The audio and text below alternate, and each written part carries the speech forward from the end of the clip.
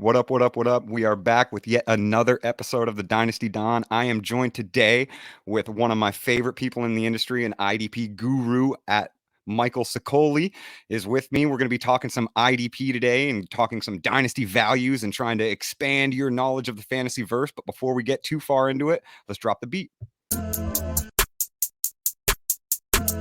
Hello, everybody, and welcome back to the Brodo Fantasy Football Podcast presented by BrodoFantasy.com and the Fantasy Football by Brodo app, the only tool you need to dominate fantasy football. Like, share, subscribe, click that bell for the noties, and make sure you download the app. It's all love here at the Dynasty Don podcast. Again, I'm joined with Michael Sicoli, one of my favorite people in the industry. I was lucky enough to meet Michael in person at the Expo for the first time, and where we hit off a lot of our game theories about IDP. And kind of part of the problem with getting it out to the public is, a lot to do with the scoring system and the chaos of defense in general. And so we're going to cover all of those things today. We're going to talk about some different scoring settings that you can implement into your IDP leagues that will give you, kind of more of a feel like these players aren't just stashes that give you an extra 10 points per week, but can be real fantasy game changers. Even guys that, you should go out and target in the first round. So we'll talk about some of those scoring settings. We'll obviously talk about some of the rookies, some of the players coming in, but I would be remiss if I didn't introduce my boy properly. He's at WSN Sports with NFL betting tips, at IDP Guys newsletter, at Club Fantasy FFL. He's also at WTNH Assignment Desk, and he's the EIC of the QU Chronicle. The man is a jack of all trades. He does news and weather as well. What up, Mike? How's it going, brother? Oh, it is a blast to be here. I'm warmed up enough just from the intro drop. My head was bopping the entire time. Nobody could see it, but I've been doing a whole jig for the last minute. So yeah, I'm ready to go, man. Ready to go. Oh man, I'm so pumped to have you here. Timbo with Timbo the truth with the beat drop as always. It's a nice way to get us started and fired up. Let's break the ice a little bit. So like you and I have waxed poetic and talked for, we talked for a good 2 hours or more at the Expo Very poetically. At the Hall of Fame field. We were talking about, our love for IDP fantasy and both sides of the ball, but I want you to kind of like break the ice for our listeners and viewers and give them a little insight as to what you love so much about the IDP format and how newcomers can kind of familiarize themselves with it.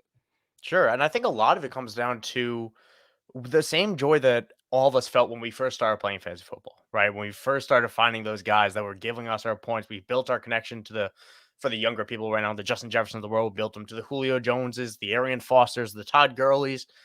And IDP is just the same side of that. You build those same connections of it's a joy to watch Nick Bosa go out every single week. And we like big hits in football. Why not get rewarded for it with fantasy football? So there's a lot of things that we enjoy about the NFL that we could enjoy in fantasy football as well. But just because IDP is a little bit stranger and a little bit non-mainstream to people, that just isn't exposed. So I think what I really enjoyed and what I came around to with it was refinding that same joy I had in middle school when I was playing fantasy football, and all of a sudden finding players that I wasn't paying attention to before that all of a sudden I care about now.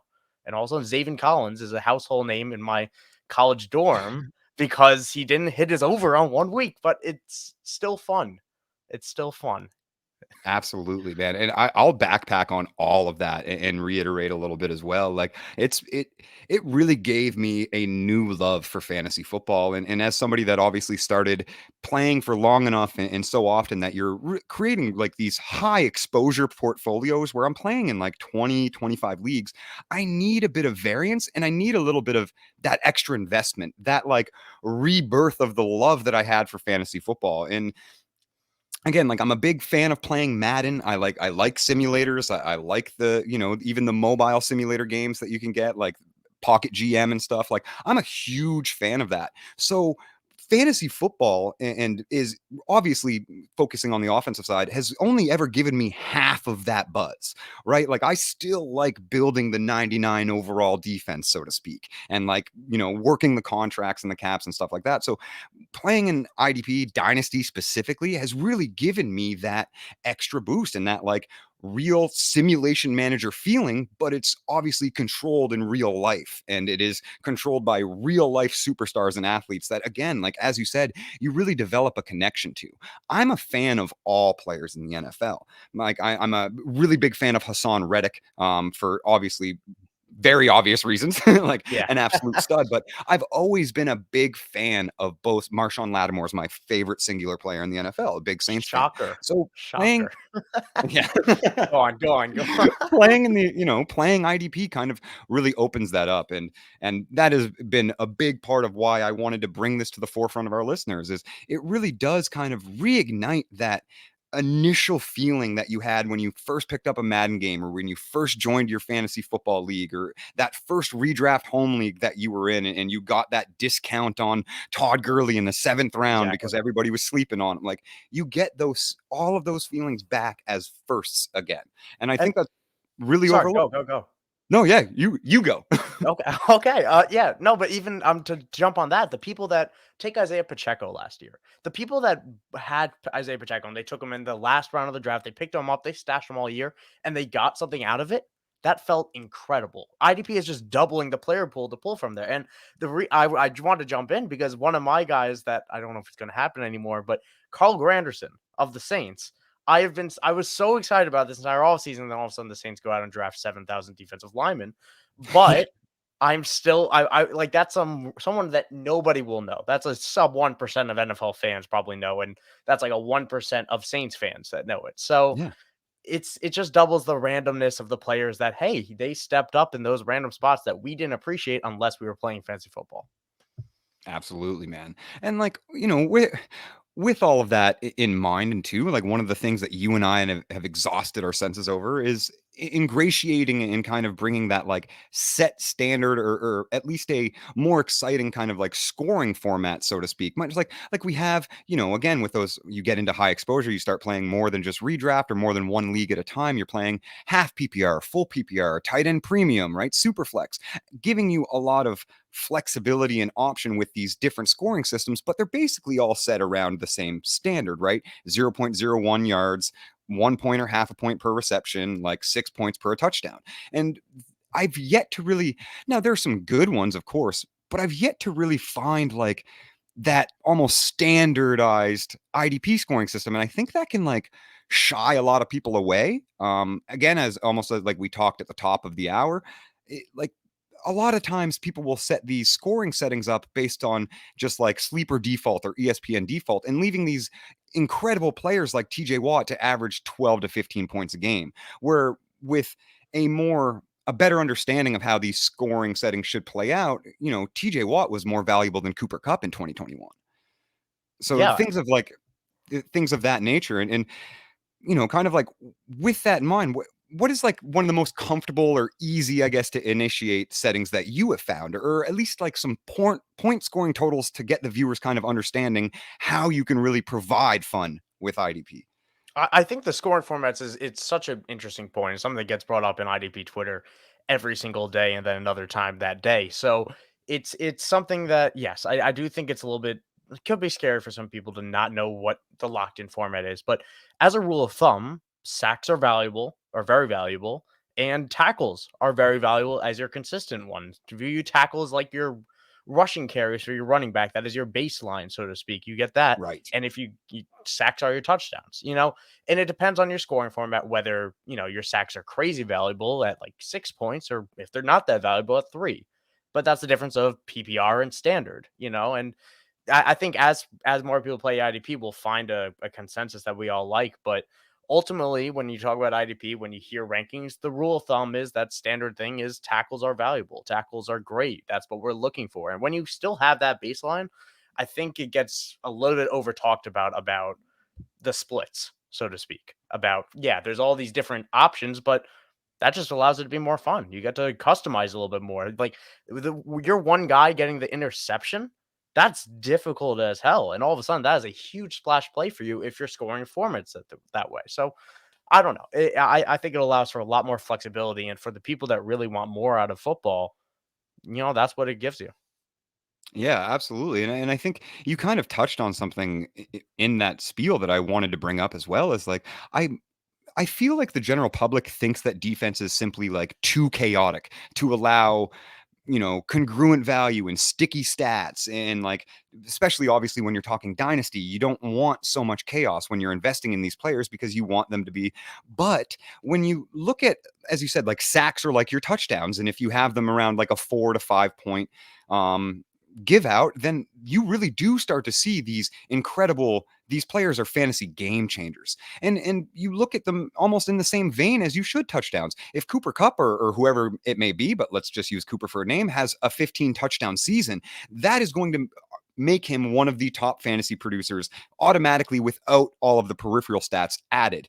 The same thing can be said for when TJ Watt has a 15 sack season, right? Like it is finding that scoring setting might feel a little intimidating to some people, but you do really just, you kind of have to have a bit of an understanding of what is value and what happens more often. So yeah, 130 tackles per season isn't that crazy for an LB1. So you don't want to give those one tackle being 5 points, like more so as like you said, that's your 1 yard, that's your rush attempt, that's where you find your baseline value. So one of the scoring systems that I really enjoyed and I wanted to bring up is it's not necessarily standard, but it gives that value to these IDP players where you really start to see them be equal to, say, a wide receiver 1 or an RB1. And just to break it down quickly, it's like a solo tackle would be 1.4 fantasy points, an assisted tackle around 0.5, tackle for loss is 2, QB hit 0.05, and a sack 4.5.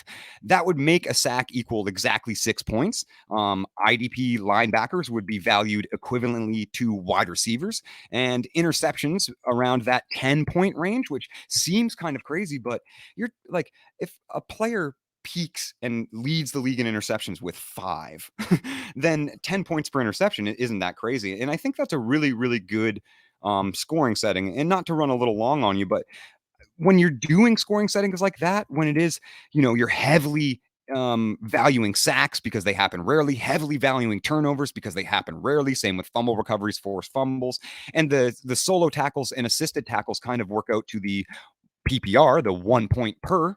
You get in 2021, TJ Watt had 317, Cooper Kupp 367. So that would be roughly 15 spots of ADP in a startup draft. Foyesade Alaquan, who was the LB1, 281. Debo Samuel ahead of him with just 9 PPR points. Darius Leonard, 255. Devontae Adams, 282. So and you're seeing these guys are going in the first round. So that's a good scoring setting. And obviously, as you said, there's so much fun and variance, and you can, change however you wish and however you want to value these players. If you want to build your offense first and have them you can choose that. But I think ignoring that side of fantasy completely, you're doing yourself a disservice for sure. Yeah, completely agree. And I think what you touched on perfectly was the flexibility that IDP brings you. Of there's so many different ways that you could build your team. If you want to go for that home run, if your league awards 10 points interception, I'm more open to have a Trayvon Diggs on my team because his Right. floor, it's low. His floor is low. He could have 2 tackles on a week, and that could be a stat line. Maybe he gets a pass defense to help me out. But if he doesn't get that pick, that's the boom bust nature that we deal with the offensive side all the time with the big play wide receivers. So that's I like having that being applied as well. And same goes for guys that are sacks of, I don't know, James Houston, a guy that broke out at the end of last year and all of a sudden was getting sack after sack after sack. That's a reward. And that's somebody who made a positive impact on his real life NFL team. So translating that to your fantasy team and your fantasy production, I think it's the only way to really play fantasy as accurately as some people want it to be. And sure, not every IDP stat is going to be indicative of team success. Shout out Rashaan Evans being a 170 plus tackle guy and now not being rostered on an NFL team right now. So it's not always perfect, but it's not always perfect. And on the offensive side either, we have a Mark Ingram getting 11 touchdowns 1 year with the Ravens, not really doing much else, and then fading out immediately because that's all he was. He was a touchdown guy. So Right. yeah, there's a lot of it just adds the other half of football. And listen, we all enjoy football, so just add more to it. And I think you nailed something that's really important and kind of makes my transition life super easy. And that's that randomness, that chaos of value. Like you do start to see age cliffs with running backs around 28 and stuff. And obviously you're gonna see, guys like Rashaan Evans, who they were just plugging in a guy. He just to be on the field for 700 snaps, he's gonna get those tackles. But obviously, as a talent, the NFL doesn't necessarily value that off-ball linebacker in that position. But with that said, that chaos exists across the board. Like it happens on the offensive side as well. I think Running backs. running backs specifically, obviously, and you can see it happen with quarterbacks as well. Talking Geno Smith's 8-year breakout, so like every position really, like tight ends being the latest breakout possible, and like Dallas Goedert being the next late great tight end breakout, and he's 28 years old. Like, so it is. It's I think it's a common misnomer when it comes to that the chaos of IDP, because a lot of these stats are very sticky. Like we saw Jordan Brooks put up 120 tackles next to Bobby Wagner, and then those tackles increased the next season. And we saw TJ Watt have 15, 16, 15, and 17 and a half sacks. Like they are very much sticky. And an age cliff will happen for sure with anybody, any athlete. But I think that is a common misnomer that defense is simply too chaotic to allow value and production trends that the offensive players do. And that's the most pertinent assertion when you make dynasty leagues, is understanding positional values and player values. So for you, like, what is the most important IDP position? What has the most value for you? For me, before I jump into that, I want to build on the point you just made. The I'd argue that it's as predictable, if not more predictable, for certain IDP positions, because we know the schemes by week one, but before week one, we know what defensive coordinators are going to call. It's just whether you look to see that information. That's what Right. IDP sites try to do. They try to tell you who's going to be wearing that green dot, who's going to be getting more snaps, who's going to be what defenses are running a 3-4. So maybe you have more linebackers in at times for more tackle opportunity, like the Falcons, like Seattle. So there's all those teams that we know are going to get heavy snap totals of. We knew Rashaan Evans, but everyone loved Michael Walker last year. People wanted Yep. Michael Walker, and Michael Walker was great for 10 weeks and then lost his job because he wasn't that good. But that's the role. We knew the Falcons were going to be productive, and sure enough, they were. So, but to actually answer your question on what I try to target, I do try to get I get my premium edge rusher. I always get my top tier edge guy. But then from there, I try to get a a linebacker, and then I'm really willing to wait because I find myself the linebackers every year feel incredibly deep. And every year we have guys that pop up that will be able to stream. And all of a sudden someone gets hurt and someone steps in. It's almost like running back in a way of I go almost hero ball with it, where I'll get Right. the one that I can trust and then I'll stream the rest. Defensive back being, the lowest priority for me because it's as replaceable as ever, honestly. But that's really why I try to get defensive ends as early as I do, because sacks are the biggest IDP stat that is indicative of talent, in my opinion. People don't luck into sacks very often. That just doesn't happen. They find them because they're a good, damn good player. So those are the guys I like to get, and I like to build around that. And then, from there, I'll plug usage. Yeah, yeah. I mean, I think that's a great point, and that was one of the things that I really wanted to bring up too. Is that the most valuable tiered position that I've noticed as well in my years. Obviously, you have a little more experience than myself, but it's that linebacker edge rusher. That I mean, and with IDP, you can kind of get away with some weird eligibility sometimes, right? Like Mika Parsons having defensive lineman eligibility, which is just nonsensical, but awesome for Oh, our IDP teams, I right? kind of get it. I get it. The Yeah. man's edge rushing 80% of the Percent time, of the snaps. 70% of the time. Exactly. Yeah. And like just because he's also their best off-ball linebacker doesn't Yeah. mean we shouldn't have D line. Yeah. Yeah. So that I completely agree with that. And it's that linebacker, outside linebacker, whatever edge you want to call it, with that D line eligibility, then your linebackers, then straight D line. Obviously, your defensive tackles, they're kind of a little more volatile, but like a guy like Cam Hayward is always going to be in my lineups, right? Like for sure. So we're talking about some pretty good value there. And then exactly like you said, it's the safeties that can get tackles that also have the defensive back eligibility, depending on what platform you're on. Sometimes they don't distinguish between CB and DB. So I would plug in safeties into that DB spot before I would start reaching for cornerbacks. But exactly the same tier as you. And I think again, with as we were talking about with how you can kind of work those scoring settings to have these players have very similar value to the top end offensive producers. That is basically like you're talking about, this is your high end wide receiver or running back, then you wait on your quarterback because there's quite a few good ones that will slip late. And yeah, it is like life imitates art, and I still think that IDP mimics and imitates a lot of the offensive side of the football as well. Just at least when you start to see guys like go in startup drafts and exactly as you said, how you kind of build out that value. So with that said, I mean, obviously it's going to be a little bit indicative of what scoring settings you're using, but where do you genuinely start to target guys in startup drafts? Like, when do you say, okay, I've got my QB1, QB2 and Superflex? Like, would you go for that LB1 before your wide receiver one if they're giving you 18, 19 points per game? If it's giving me 18, 19 points a game, it'll be tempting because you have to be, like you said, it depends on the scoring format. But if if it's a super flex, I'm more likely to wait because I want to fill up my other offensive positions. All of a sudden I have to put more emphasis on quarterback than I would if it was one quarterback. And in terms of, I'll take my defensive players before I take a single quarterback or one quarterback. So definitely depends on your roster, but I'm not against it. And if I had to sign around to it, typically I see guys start going off the board. That Micah Parsons start going off the board around that round 5, round 6 range. But it always takes someone to start the run.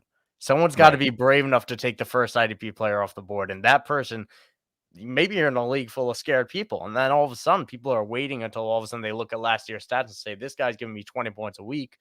And all of a sudden, the next guy I'm drafting is a running back who might give me 12 points this year and then is gone forever. So there's a lot of value to IDP of that.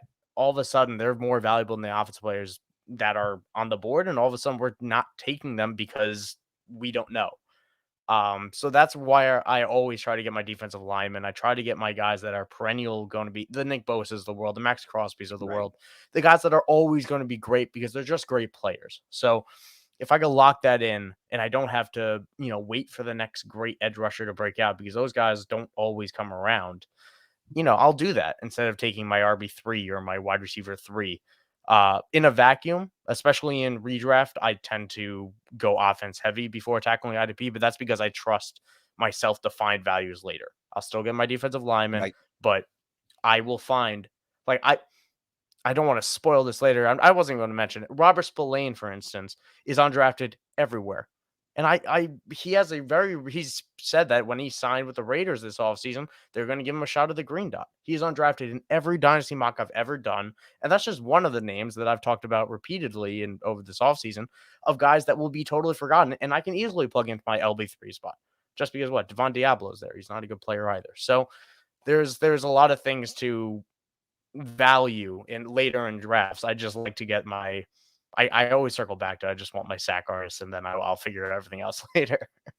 No, and I think that's a really good point, man. Like, a lot of it is just going to come as to like who you are as a drafter, like what strategies you like to implement in both redraft and dynasty. And I think you made like a lot of really good points there. But one of the things that I, always take away is that offensive building out. And that's kind of, again, because I trust myself to find that value later. And with the, that kind of tier break, like somebody's got to start the tier. I think managers could kind of view that the same way as like when you have rookie placeholders, like kicker placeholders in dynasty startup drafts. Like, you're going to see your Bijans go in the first round, right? Whatever. But it's going to take somebody to pop off for the next tier before you actually start to see rookies fly off the board. And I think that's very similar in IDP. It really does take the first person to pop the Micah Parsons, and that's going to start a run. So be smart in your drafts with that in mind. You don't necessarily need to have the number 1 ranked IDP player, but when you start to see other managers attack that position, that's when you need to put yourself and kind of start adjusting your queue to be like, okay, these IDP guys are going, and they certainly are more valuable than that I think a good example would be like a Jahan Dotson. Like maybe he becomes wide receiver 1, but he could just be 13 points per game at a career peak. Whereas guys like TJ Watt and guys like the Max Crosby's, the Mika Parsons, like they're going to have a much longer career and have already established their peak. So when you're building that IDP roster and when you're doing your dynasty startups, I think that's really important, is to obviously have self-awareness and pay attention to where other managers are going as well. And once you see that tier break and that tier drop, that's when you can start to initiate your own IDP and how you want to build. And sometimes it might be, as Michael was saying, like one of those punt builds or a hero linebacker build. But at the very least, when you're doing your dynasty IDP startups, make sure that you're valuing these players as they're going to be staples on your roster, because they will be. Yeah, and don't be afraid as well, because like you said, you made a great point. When that IDP player goes off the board, there is a run. IDP guys go quick. Once that first one goes and the next one goes, another round passes, and then all of a sudden, boom, it feels like it's 2 straight rounds of only IDP players gone.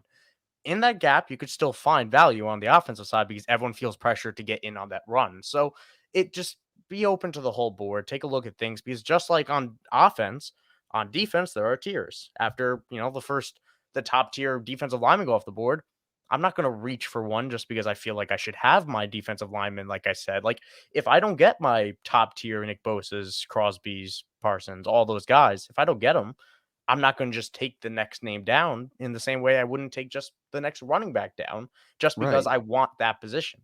It's not how it works. You play the board and you play it as it goes. So just, be prepared for that run, especially if you're not used to the format. And it's fine to get, the guys that you want to be sure with it, but it's definitely something you get carried away with quickly just because of how vicious the IDP runs can be.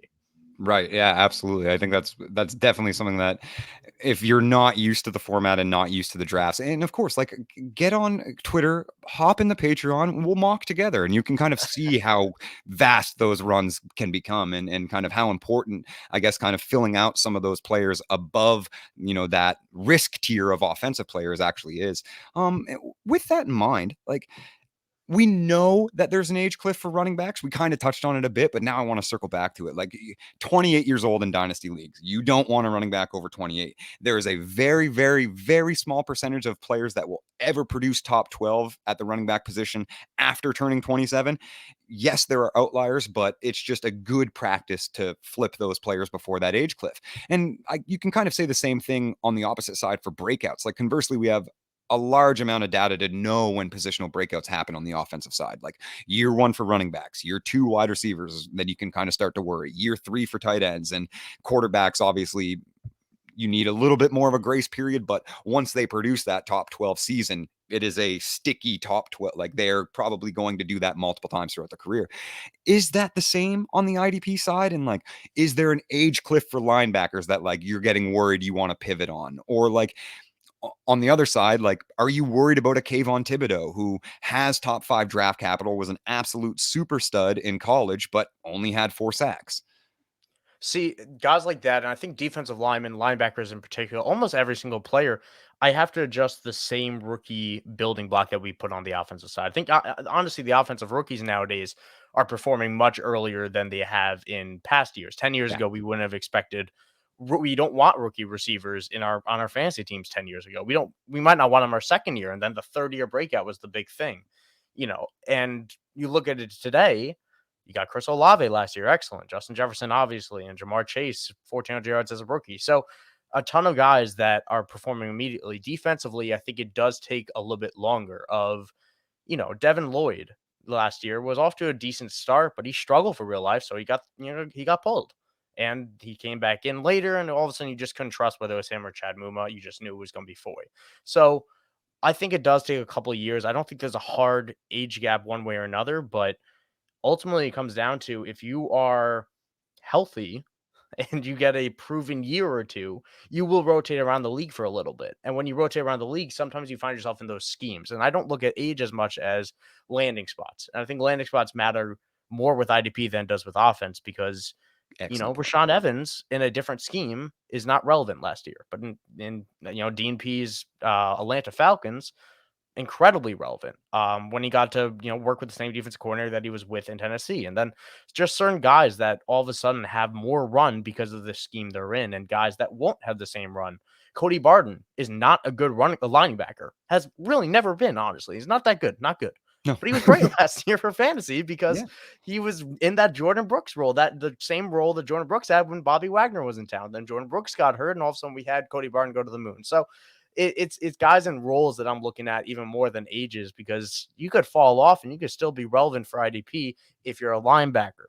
It tends not to be the same for the other ones, because defensive backs that get pulled out of position, they're getting pulled off the field, because all of Right. a sudden you're seeing large plays getting thrown. If you're not getting to the quarterback because you're dust, you're not fantasy relevant because you're a defensive lineman. You need to get sacks to be relevant. Chandler Jones being a key example of that. If you're done, you're done. You're not going to get schemed into sacks. That just doesn't really happen. So linebackers being the biggest thing I look at when it comes to, if I look for a marker, it's landing spot. But I guess for the clip for edge rushers, I don't know if we have a locked in one. Cam Jordan's still going strong at 32. Cam Hayward's going strong at 33 or whatever the hell he is now. So I mean, it comes down to just random freaks of nature. I don't know if we have a not large enough IDP sample size, myself at least, to say that there is a definitive age like we can say with running back. Because you're absolutely right about the 28 mark with running backs. That's a little bit more scary. But for now, it's ride in until you see the wheels go off. Honestly, that's kind of Right. where we're at.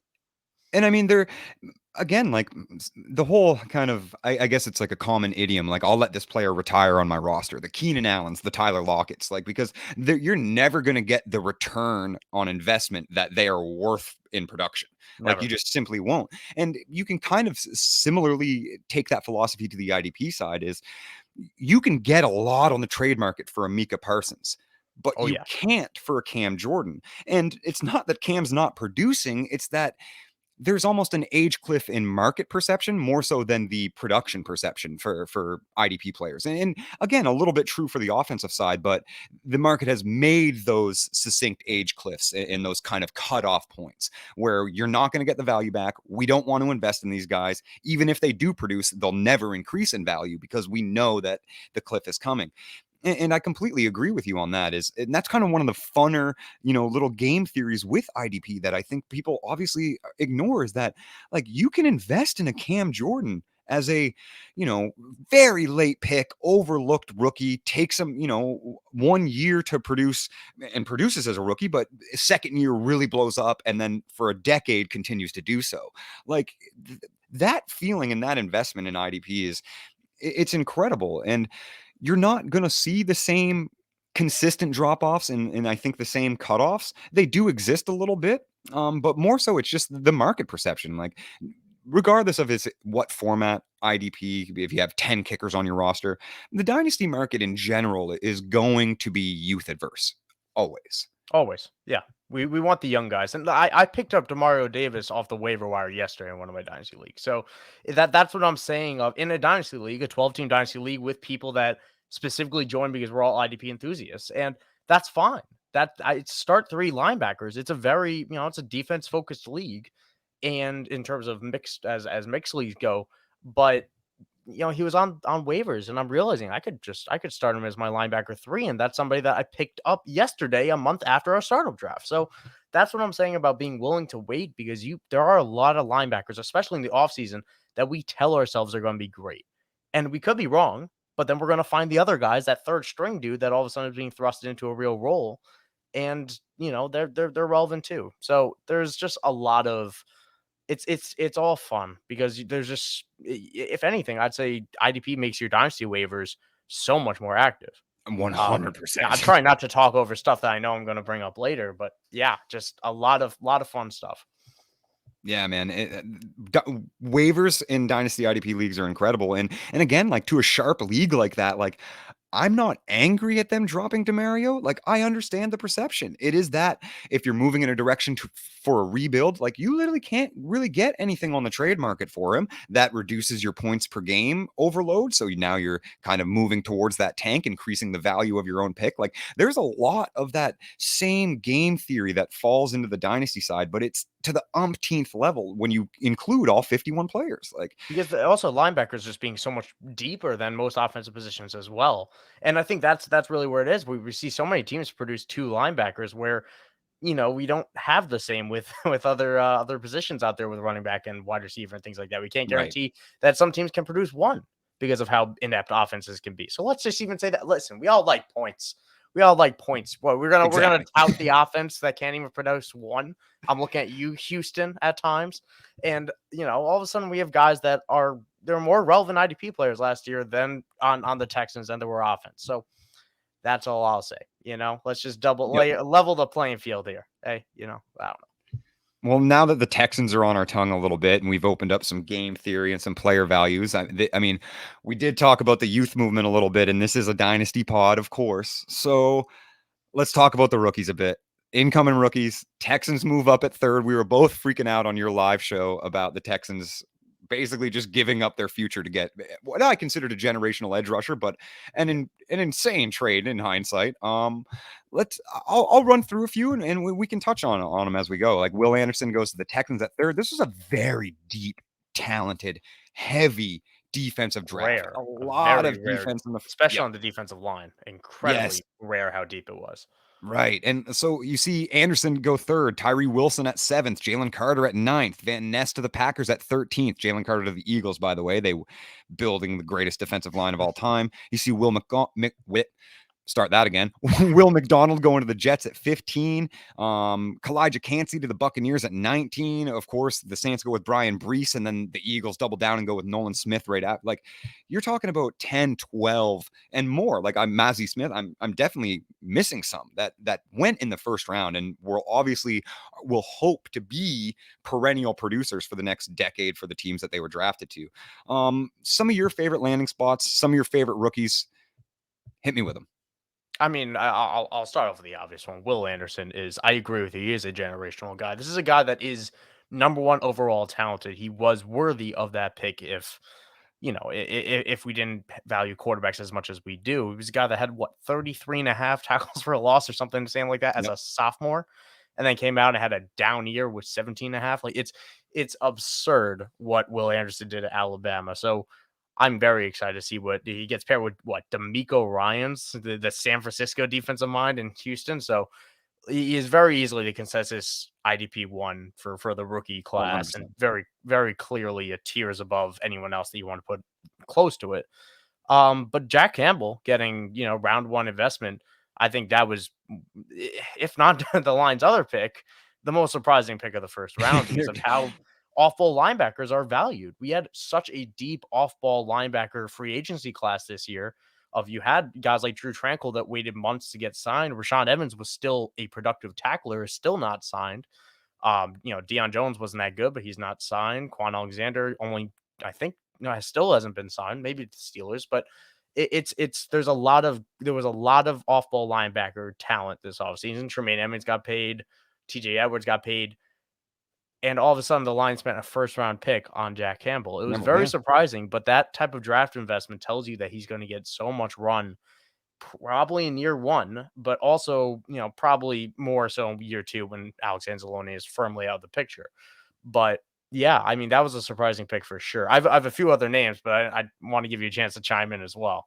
Yeah, well, the Jack Campbell one is I kind of purposely omitted him so that you could bring him up, and that was one that was really surprising about me, and it's something that on all of the other like draft reaction and prospect profile podcasts that we did for the offensive side, something that I want to reiterate here as well is like draft capital matters for these defensive players too, and exactly like you just said, let's use Jahmyr Gibbs as the prime example. Jahmyr Gibbs had one of the best receiving profiles that you'll ever see as a running back. Him being drafted in the top 15 tells you that the Lions are going to give him a ridiculous amount of touches.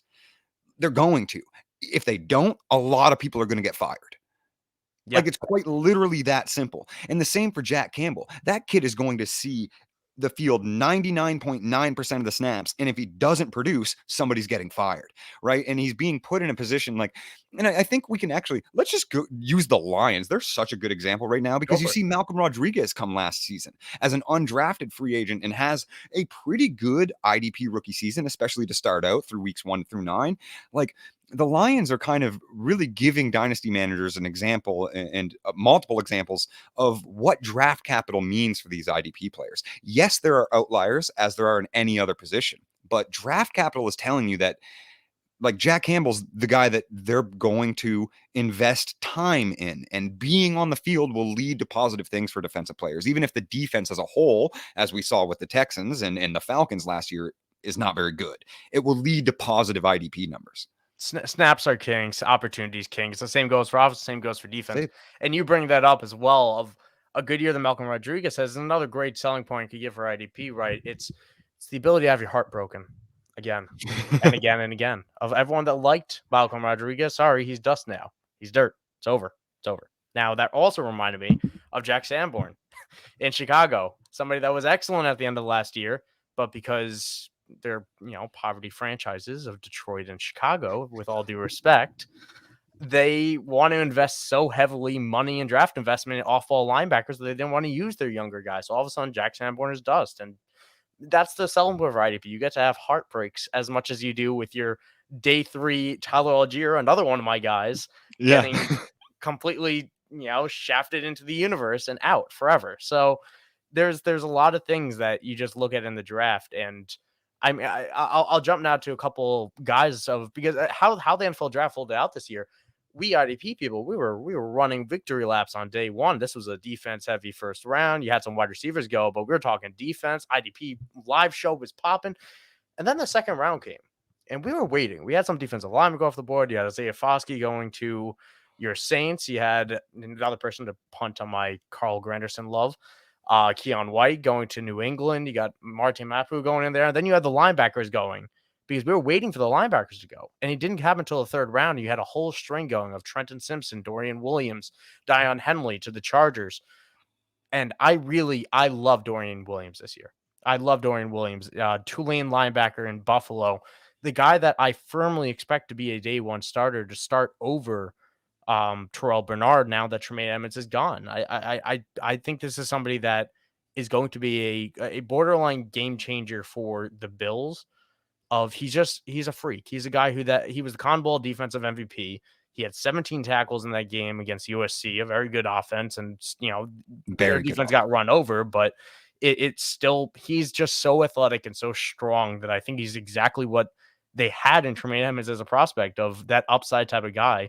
And they didn't have to spend a top pick on him like they did with Tremaine Edmonds. So I think, the route to starting is just Terrell Bernard and AJ Klein, journeyman guys, backup guys. So Dorian Williams is someone who's going late in drafts right now that I've tried to get on every single one of my teams.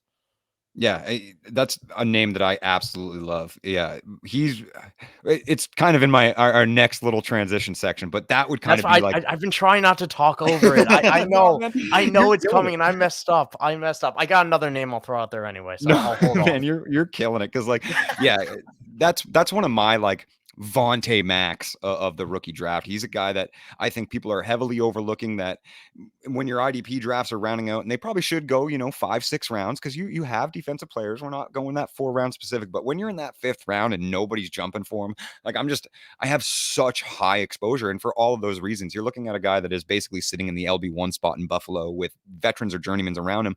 And for the same game theory that we talk about with Tyler Algiers, Dameon Pierce did survive the draft, but a 4th-round running back, had the Texans drafted any running back higher than that, that's a problem, right? Well, yes, it's a 2nd, 3rd round, but still in a position with a 38-year-old AJ Klein and a journeyman beside him as well. This is a guy that they have invested enough draft capital to give you a bit of a positive boost to his profile already, kind of in the same vein as a Tank Bigsby or Rachaad White.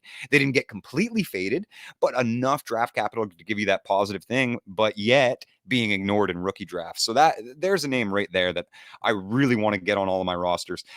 So let's hop into that. I want your hot takes. I want your must-have guys in IDP. They don't have to be rookies, but I want your must-have guys, and then I want your absolute fades too.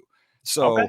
I'll hit you. I'll hit you right now. So Perfect. I already talked over my rookie love of Dorian Williams, but I'll throw another one I do like, especially for Dynasty, Trenton Simpson. So this was a guy that we talked about as a borderline first rounder, second round of the latest, and he falls to the third round. But he was also the first one of those linebackers to go off before the big run of all the names I just said before. Goes to Baltimore, third round investment. Patrick Queen is long gone from this team next year.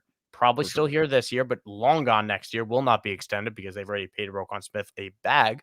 And that's one of those defenses that we've talked about as it's good for its linebackers. It's a very much a 3-4 system. You know Roquan Smith's going to be out there, and you know they're going to run another linebacker with him. So Trenton Simpson out of Clemson has great range, great athleticism to get to the.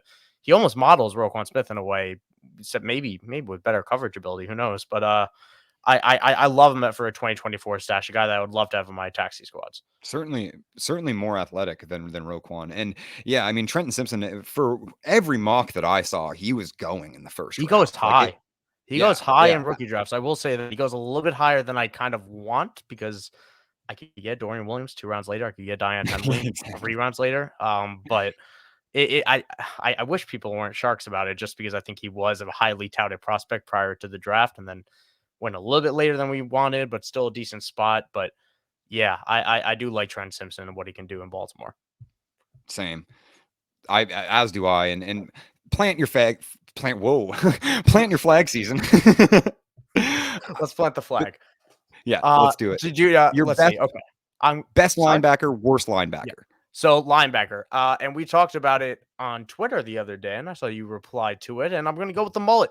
Go with the mullet man, Cole Holcomb, signing with the Pittsburgh Steelers, somebody that I has love it. been just nothing but productive every single time he's on the field. Let me just read off his tackles per game. I tweeted out the other day. Over the last 4 years with Washington, 6.6 in 2019, then 6.6, 8.9 on 142 tackles, and then 9.9 in 2022. The real issue is just whether he stays healthy. He missed a lot of time last year, missed some time before that. I don't know if he's ever put together a full season, but that injury risk is baked into his draft capital. And in terms of a per game basis and what we can get from the linebacker position, you can stream that linebacker 3 price that you're paying for Cole Holcomb if he goes down. And if he doesn't, you have a linebacker 1 because that's what he's done. He's been a linebacker 1 value when he's healthy. So if he can stay on the field, he's going to be exceptional. I also love Caden Ellis and I have a couple other names written down, but I love Caden Ellis a lot. I would feel remiss if I didn't mention him. Sorry, your Saints lost him, let him go to the Falcons, but he's going to ball out Not there. the best. Yeah. I hate it when players leave in division. I hate it even more when they leave for the Eagles, but And then they reunite with Ryan Nielsen there too, as well in yeah. Atlanta. Things you like to Yeah. see with Kane Ellis. I'm very excited for him. Had a great second half of the season when Pete Werner went down. Yeah, and I'm riding your backpack on the Cole Holcomb plant flag. I really liked Cole a lot. When I invested in Cole Holcomb like 3 years ago, I genuinely thought I was like, oh, perfect. Like you guys just handed me LB1. It obviously hasn't quite come to fruition, but the peripherals are there. His position is absolutely solidified as the number 1 inside linebacker in a 3-4 system. There's no Miles Jack anymore, right? I think Landon Roberts. Landon Roberts should be the LB2, and that if he's your LB2, that's not the issue. And the money talks. You got $18 million. It's far more than they gave Roberts or anyone else on the roster. They didn't draft an inside linebacker. They brought in Herbig's brother, the guard's brother, in as a backup edge rusher, but no one on the inside, which I was surprised about, but shows how much they like Cole Holcomb. Yeah. And I mean, as they should if he's healthy. So conversely, and keep cost considering, obviously. No, and that's what this pick is going to be. It is cost considering. Bobby Okereke. I like Bobby Okereke, but that is somebody that is going very high in drafts. He's being drafted to me too close to his ceiling in New York. Got a big deal to join the New York Giants after a big season with the Colts. I am hesitant to pay the price of. We're drafting him to be a linebacker 1, and he will be 100% snap guy because of how bad the linebackers are in New York. Yeah. But man, it's a big change. We're going from a different system. We're going to something entirely different of a guy that really was a 1-year thing and never really living up to his potential prior to last year. and Right. was good, but not amazing for real life purposes. So And we'll Shaq see. Leonard was hurt for Shaq Leonard was also hurt. This doesn't happen if Shaq Leonard wasn't hurt, or maybe right. maybe Zaire Franklin doesn't happen. But I like Zaire Franklin, so that doesn't matter. We're not talking bad about Zaire Franklin, but yeah, I worry about it, and not because I don't like him, not because I don't think he's going to have a good season, but because he's going inside the top 12 at linebacker pretty consistently, especially in dynasty formats because he's a younger guy. I'm I'm a little bit out. I'm just out at cost. Yeah. Yeah. I mean, I'm completely in with that. And for me, this is this is kind of a tough one for my little bit of a fade for linebacker, and I'm only saying it because of cost. When I was initially investing, he wasn't like the third linebacker taken off the board. I think Jordan Brooks is basically being valued at his ceiling. I Oh, don't I'm think there's so out on Jordan Brooks. yeah. It's not even funny. so Oh my goodness, yeah. so like it's too much. It's not happening the way that it looked like it was going to happen when he was producing insane tackle numbers alongside Bobby. Obviously, there's that defense is making incredible leaps and changes as well, but it seems like he could very well be an odd guy out with the 5th-year option coming up and probably not being picked up. So Jordan Brooks is somebody that I'm not taking off the board as behind. Basically, he's going behind Roquan now as the first off-ball linebacker, and Mika being one of the first. So yeah, that's a guy that I'm going to have to kind of eat the biscuits on and say, like, I'm glad I got the investment that I did when I did for cost, but I'm not investing anymore.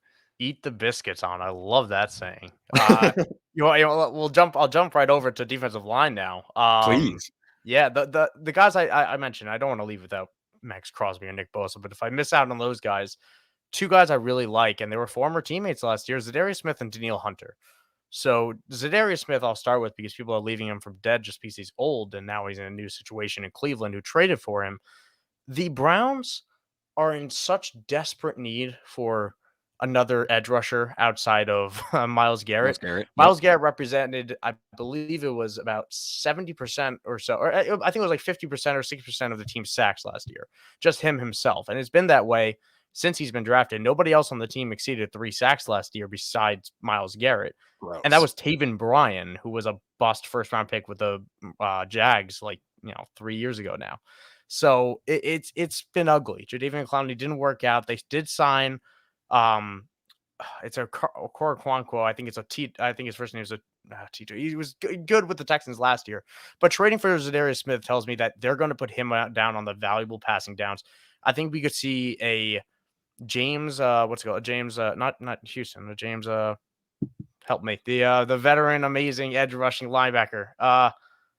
Goodness. Nope. I'm not helping you. With the Chiefs in the past and had the Ravens in the last years. Is it also James? No, I got it. It's not gone. No, okay. Well, you get what I'm saying. I think he's going to be that type of veteran guy that gets the passing downs. He gets his sacks, and I think he get a couple tackles as well. He was a borderline, top 12 option this year, and I think he's going to have a great opportunity in Cleveland to build off that. He'll still be working opposite a great defensive lineman. The circumstances are fairly similar, and they traded for him. They didn't have to do that. They could have called the Vikings bluff, see if he got cut, and went for him in free agency, but they sent assets for him. And for a team that has not a ton of assets to give since the Deshaun Watson trade, that signifies something to me. Yeah, absolutely. And I really like Daniil as well. Defensive linemen I'm a little more, I guess, hesitant to invest that, but we've said it many times. We've written it out throughout this entire pod. Like, I want super elite, or I'm gonna probably fade out to those guys that are getting ignored, the Zadarius Smiths, the Daniil Hunters, for sure. Because I'm either going to invest high and go super elite, or I'm taking those upside swings because of how much you have to really invest into that position. So there could be a whole litany of fades at D-line for me, in all honesty, just because you're so many. I mean, as you said too, like, especially in the offseason, everybody's kind of viewed at like they're going to produce at their ceiling. It's positive season, right? Like it's everybody's the best version of themselves. He's in the best shape of his life. Well, I love the offseason so much. Yeah. Everything's right? good. So, we're all winners. There are no losers right now. Exactly. So that is one of those positions where I think you can kind of get away with it, as you said. This one's kind of a little more difficult, and I want to bring up guys like Christian Gonzalez as well, Devon Witherspoon, who obviously got very decent draft capital. Gonzalez faded a little more than I thought I would, falling to the Patriots at 16. But plant your flags on some DBs because, again, like as we said throughout this episode, is they're a lot more volatile. You can kind of, to me, DBs are like any tight end past the top 6. Right? Like you can stream in that position, you can float it. You're going to have your Trayvon Diggs breakouts where he's just producing well above every other defensive back. You're going to get, but essentially, like the better a defensive back is, the less he's going to produce for IDP because he's a lockdown. Like you just don't target those players, right? Jair Like, Alexander has been absolutely valueless because of how damn good he is. Because no quarterbacks want to look his way. AJ Terrell had that same issue at times. Marshawn Lattimore has had, those ups and downs because of that. It's a problem because if the ball just sails over the head, you don't get a pass defense for that. That's just an incomplete pass. And if they don't throw them all together because they're just avoiding you and they want to attack, I'm sorry, but Paulson Adebo or something on the other side, I would.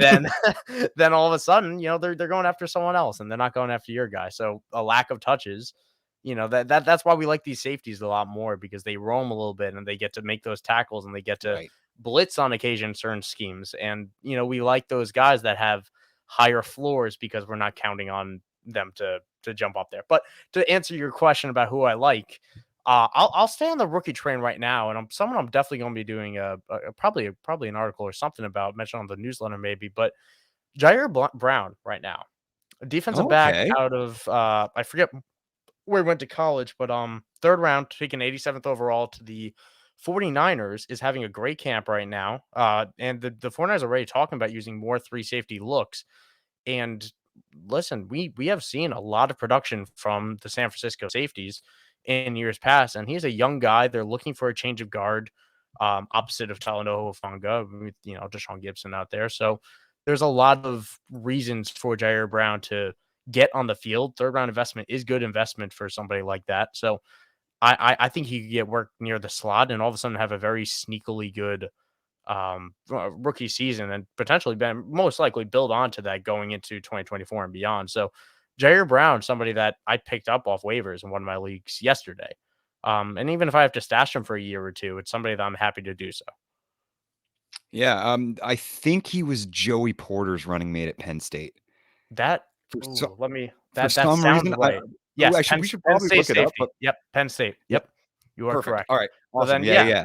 There we go. Like, listen, he's got plenty of talent to work with in San Francisco as well. So I am excited for what they can do. They're very creative in San Francisco, and obviously D'Amico Ryans is now gone, but they're already talking about doing more 3 safety looks, something they didn't do last year. So they drafted Brown with that idea, obviously. And something that you're seeing, obviously, with the passing numbers increase across the NFL, team defenses really need that 3rd safety. Like, the Cowboys did it exceptionally well last year.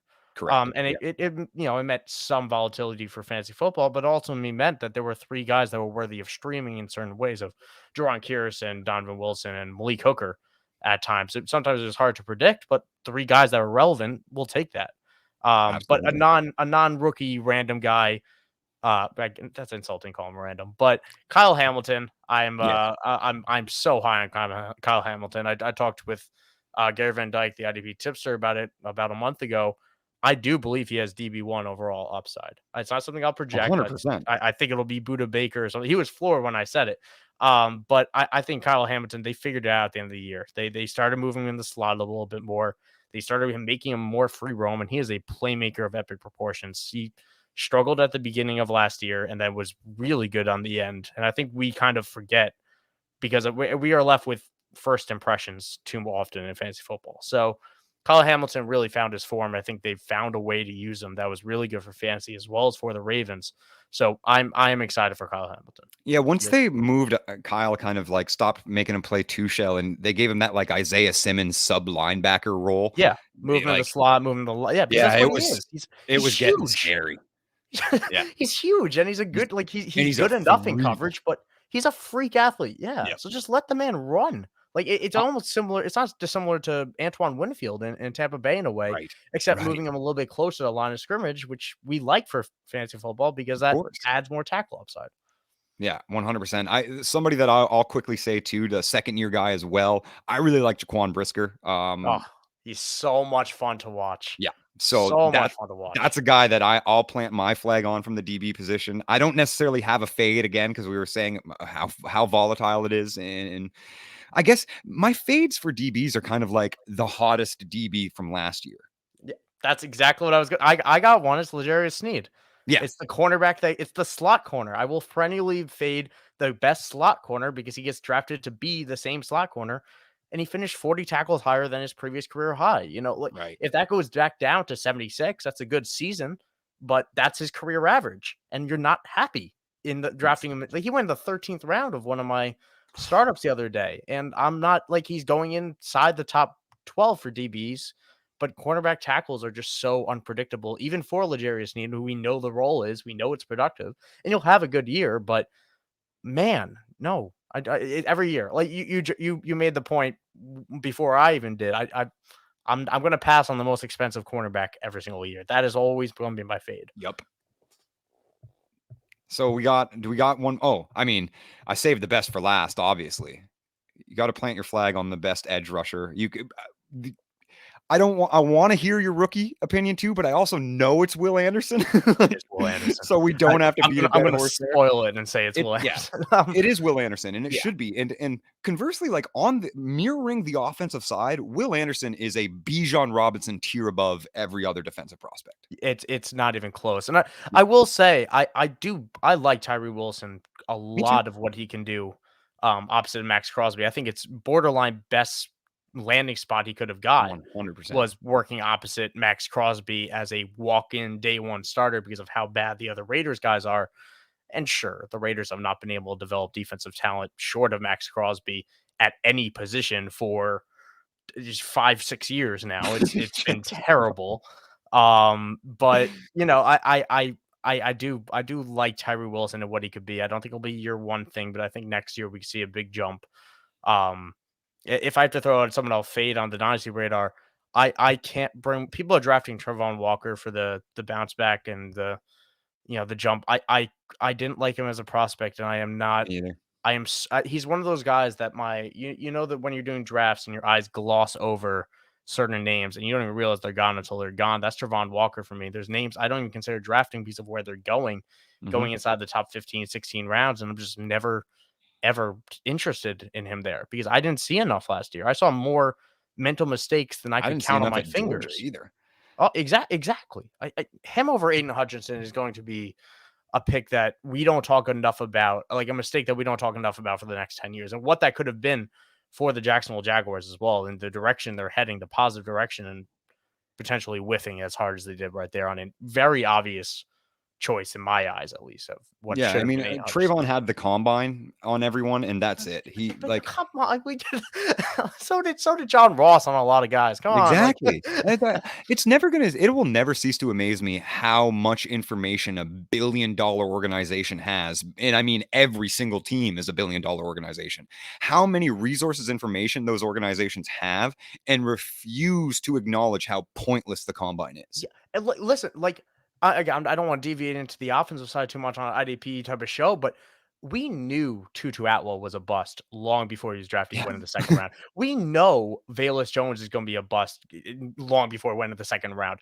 There are so many guys that it's a lot of people, maybe not everybody, but CEH was a questionable pick. We knew. We knew they should have taken Metcalf over McCole Hardman. We knew. Exactly. And we know all these things. We don't make billions. Exactly. Where's our paycheck? Like, come on, I'm on Twitter. You know, like that's our analysis. We're putting out threads and stuff. They're making triple digits to draft Tutu Atwell in the second round. That's my personal rant. I'm going red as a tomato. It's just, I call it a $1 billion business of missing, man. It's a $1 billion business of missing. Bears Twitter came all over me last year when I blasted Velus Jones on Twitter, and I wish the man the best of luck. But you're a 20,000-year-old wide receiver that didn't produce in college in 6 years. So I don't get it. I just don't. But whatever. Okay, we're going off target here. I got one more for you. Please. and then we'll hit a sexy outro of what you're working on. But one more, I want your hottest, just dynasty take overall. Your Scoville overload. What's your hottest take? Can be a player take, can be game theory. I'm putting you on the spot. Ooh, my hottest game take.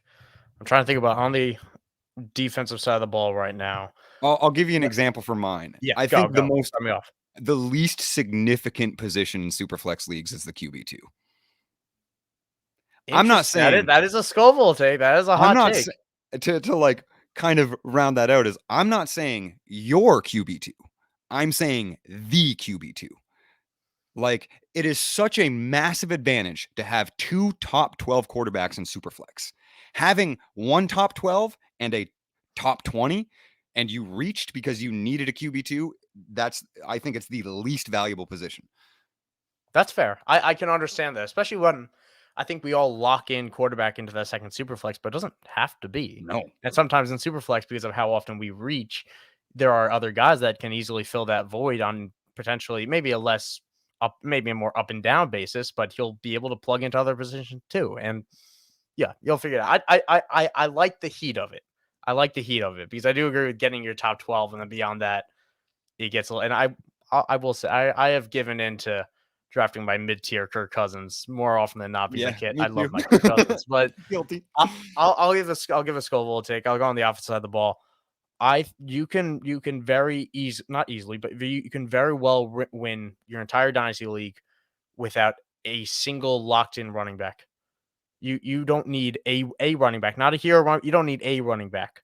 I went to my I love finals it. last year rebuilding. It was my first year out of the rebuild because I rebuilt through wide receiver, and I happened to get very happy with the 2020 class, and I got Justin Jefferson's, and I got Chris Olave in the draft this year, and guys that I was able to build there, and I started dirt for the entire season, and I found Dirt. myself in first place. I got a little bit lucky with the Yeah. scheduling. I had a favorable points against, but I was in first place come the end, and I was like, all right. So I sent I sent a third for Dante Foreman. I sent a second for Derrick Henry at the end of the year, or maybe I sent a late first. Just someone that will help me get over the edge once I know I'm a contender, and I didn't have to spend the assets for it without knowing. Yep. So buying running backs before I bulk up everything, and then running backs are the final piece I plop in. And I think so many people overlook that at times. I'm helping one of my a first time dynasty guy right now, and he's like, all right, I'm in the fourth round. I've already drafted 3 running backs. What do I do now? I'm like, God damn it, you didn't text me soon enough because this is not how I would have built my You're team at too far all. gone, bro. Yeah, you're far gone. Like, let's draft some wide receivers. He's like, all right, but it's that's my take. I've become more and more willing either hero running back or no running back at all, and then trading for them later because Dante Foreman's are there every single year. You can always trade for them because sometimes people that pick them up are just the people that are savvy enough, not the people that they want. They want pick them up to trade them, and Right. I've done that on 100%. both sides of it. Yeah, and I mean that can be a mutually exclusive thing. Just to specifically speak to Foreman is like I picked him up to trade him for thirds. Yeah, To like I did it. that too. Yeah, I did it that in works another out, league. Like, and I think that is it's definitely getting more popular in the Twitter communities, but I still think it is an incredibly overlooked strategy. Like exactly that, Mike. Like I literally don't roster running backs until I'm competing, and I'm competing based off the roster that I built without running backs. yeah, and Like I that feel roster is now so good that a Deontay Foreman is literally going to win me the league because it's just so OP. yeah, and I feel nervous about I feel more nervous about my teams where I have middling running backs than the teams where I have none at all. Of Yep, the me guys, too. listen, I kind of went a little bit heavy on David Montgomery this year because I didn't anticipate the Lions adding a running back at 12 overall. Gosh, damn, whatever. Good for you, Detroit. But yeah, wasn't anticipating that, and all of a sudden now I got a guy who's in that mid tier, and I'm not exactly sure like where I'm going to get from him. So the AJ Dillons of the world, I'll just wait. I'll wait and wait and wait. And if the value is there, I'm not going to be locked into it. If someone I like falls rounds and rounds because other people want to do the same strategy, I'll change it. But there's still things that I like quite a lot. I find it a very risk free strategy, passing on running backs as much as I can. 100%. Yeah. And that's it, is the most volatile position, right? So as soon as you invest in them, you're immediately accruing risk. I won my leagues. The league I think it was the second year I won my championship. I sent like 2 firsts in a big package for Christian McCaffrey, and Christian McCaffrey got hurt the next week. But also in that deal was Rashad Penny, who went off for the last like 20 points a week for the end. So that deal went down as the Rashad Penny trade in history. But if Rashad Penny wasn't in that, all of a sudden, damn, my strategy didn't work about buying running backs late. But still, that's probably because I went a little bit too heavy with what I gave up for a running back. But Rashad Penny, I hope it works out for him in Philly, man. I Dude, really me too. do. I think mean, everyone's rooting for him. I honestly, like, as much as I hate that New Orleans has just become an asset farm for Philadelphia, I hope everything works out for everyone in Philly. I don't know if there's another team in the NFL other than my favorite team in New Orleans that I like everybody on the roster. Like, I love Devontae, I love AJ, I love Jalen Hurts, I loved Booby, I love Rashad Penny, I love DeAndre Swift. Like, and go to the defensive side of the ball. I mean, yeah, it's just stud after stud after stud, and all of them have great personalities. Like, It's they got something nice there. They you don't get to the Super Bowl by just having a good roster. The Eagles know that better than anybody of talented rosters that don't live up to it. So it's they got there because they believe in each other. Jalen Hurts, his what he does in the locker room is as good of what he does on the field. I really do believe that. 100%. And I was a strong doubter of him last year. I'm on the record of doing that, but not anymore. Not anymore. Dude, this has been one of the most satisfying and fulfilling episodes. If you want more of this stuff, you know where to find it. Download the app at Google Play. Go to the store, at your app store, wherever you get it. Tablet, doesn't matter. It's free. It's free everywhere, and it's accessible everywhere.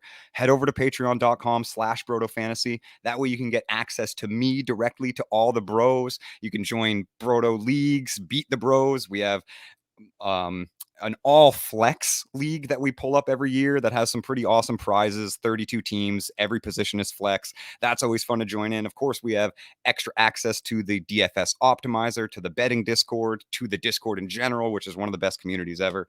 You can find me at PsychWardFF. You can find all the boys at Broto Fantasy, at BrotoFF Tim, at BrotoFF Mike, at BrotoFF Casanova, and at BrotoFF Jason. Make sure to check all of them out. Mike, I want you to give the people a nice sign off. Tell them what you're working on, where they can find you. Give them a goodbye. I'm just happy to be here, man. I really appreciate the invite. This has been a blast. You can follow me on Twitter, is where I put out a lot of my stuff at Michael__Sicoli. I was too late to get the one with one underscore or none, which is a real shame. But yeah. But I if you like this IDP stuff, link to a IDP specific newsletter that comes out every single Wednesday is in the link in my Twitter bio. So be sure to check that out. Free to sign up. I write it every single Wednesday morning, comes out. So free stuff, free content. That's always fun too. But honestly, this is a great tool that you should be checking out on this Patreon too. These guys are great. Much love, brother. We appreciate you. And yeah, if you do like this IDP stuff, make sure to holler up in the Patreon. Let me know, and I'll bring Michael back on because he knows a lot more than I do. So we'll keep this going. We'll make this almost a recurring special if you guys are into it, because I love talking both sides of the football, and I know Mike does as well. Who doesn't? Facts. Catch us again. You know where to find us. Much love, much respect. Peace out, everybody.